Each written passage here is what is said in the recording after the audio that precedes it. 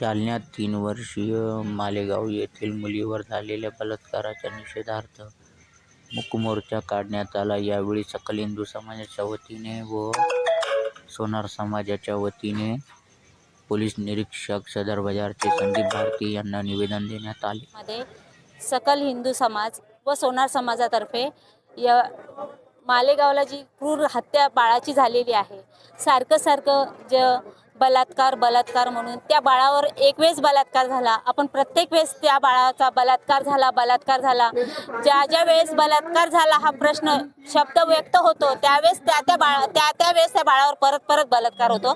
त्यामुळे इथून पुढे मी सगळ्यांना विनंती करते की त्या बाळावर बलात्कार झाला असं म्हणू नका, कारण त्या बाळाचा एक वेळेस बलात्कार झाला, आपण रोज तेच बोलून त्या बाळावर वारंवार बलात्कार करताय. माझी न्यायदेवताची एकच विनंती आहे की तो जो क्रूर आहे त्याला फक्त महिलांच्या हाती द्या, बस एवढीच आमची कळकळीची विनंती आहे.